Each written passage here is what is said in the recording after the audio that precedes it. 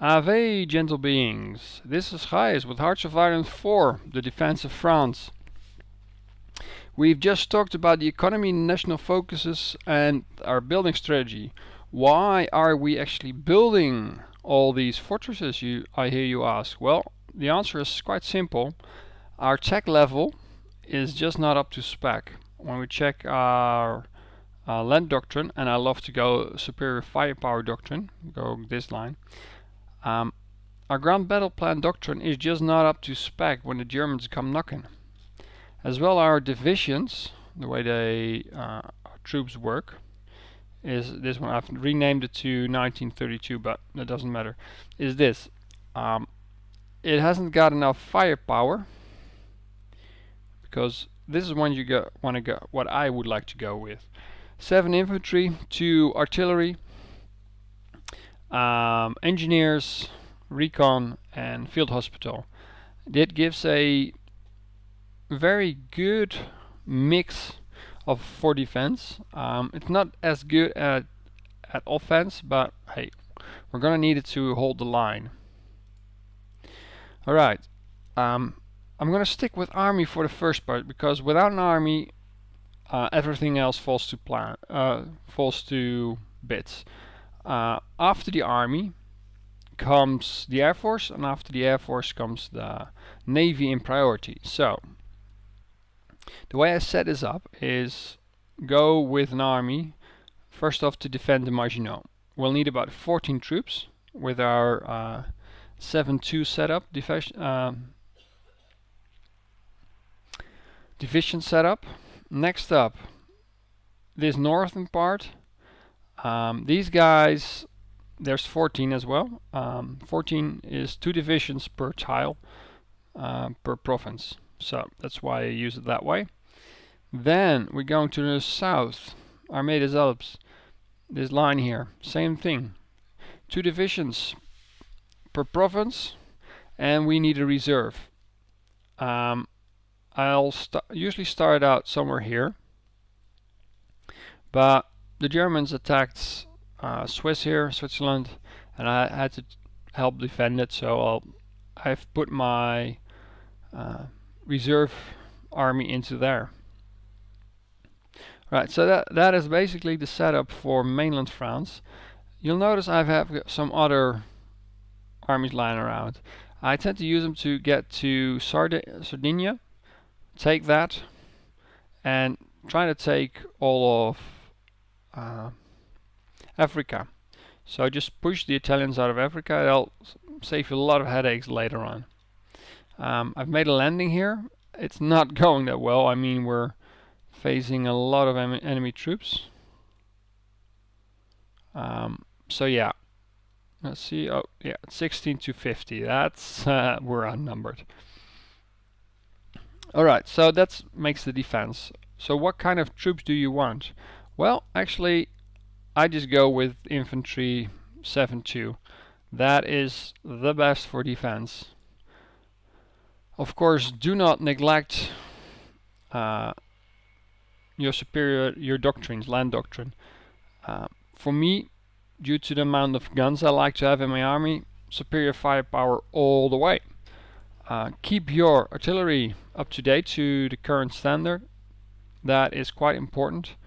Tanks, well, I do like them, but for me, playing as France this way, they're halfway to late game thing, so I haven't done too much with it.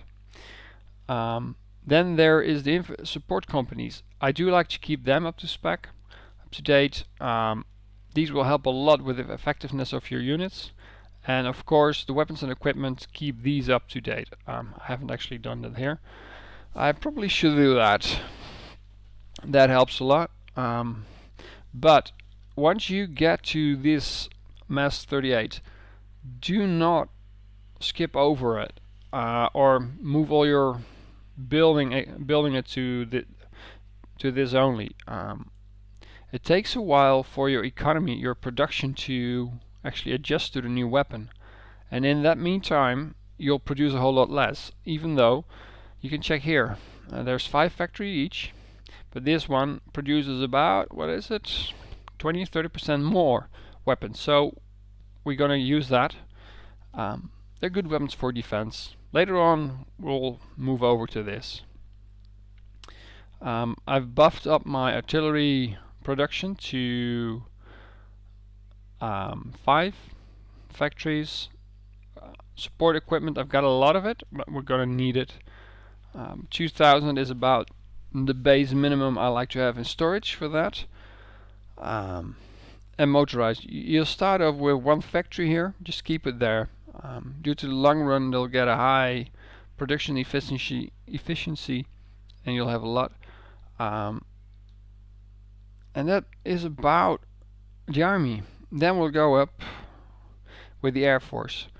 First thing I do with the Air Force is get every group, get it to 100. How you can do that is select it, push here, and here you can change the number of it there's in there, how much it goes into the unit. I'll set them all to 100. That is helpful, so you have always the same size for your squadrons, or your groups as the French call them. The way then I place them is place 1 here, and the rest of them place here in a line on the border with France. That way you can defend over your own ground, and it'll help your ground forces quite a bit.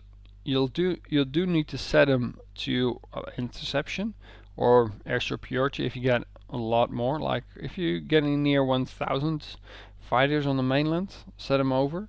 But first off, just go for the bombers. The bombers are the ones who actually damage your troops the most. The production for that is, if all needs are met for the army, then go and produce for Air Force.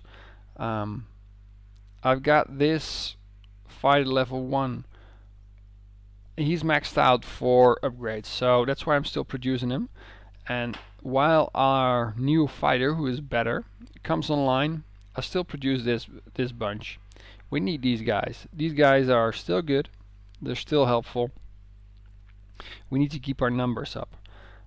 When our fighters are getting their needs met, I'll go over to bombers. The French are actually good with regular bombers. Then some close air support, and lastly naval bombers. These guys, once you want to deal with something that has a large navy like Japan, we'll need a whole lot more. But for now, we don't need them. To beat Germany and Italy, we don't need naval bombers as much. And lastly, there's some tank building going on. That's going to be useful halfway game, late game.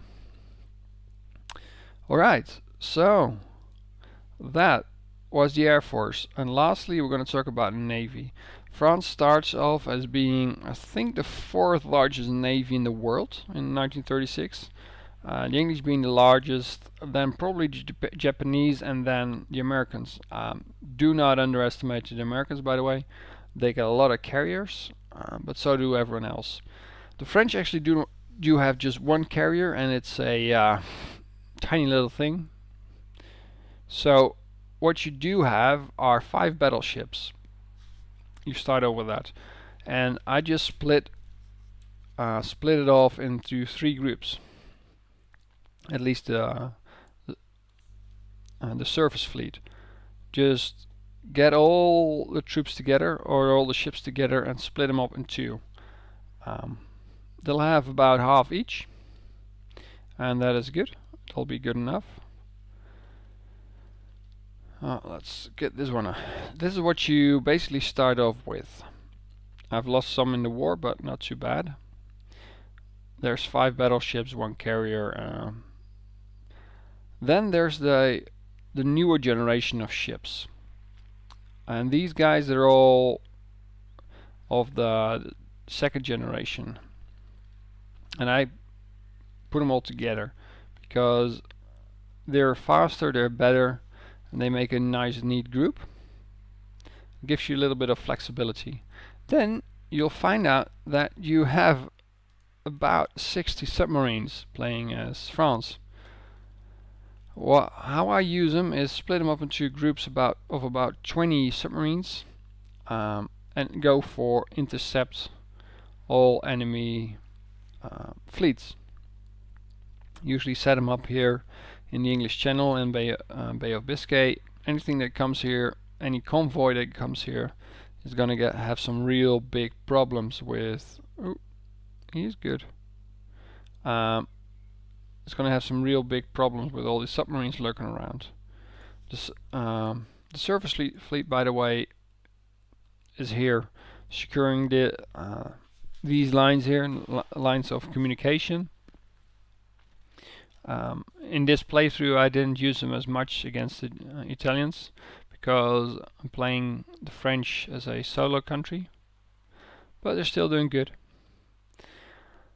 Alright, that is actually all the forces we have to talk about. Oh yeah, there's only one thing, actually, the production. Once you get the stacks going, I'll just stick with the battle cruiser. Once the third generation of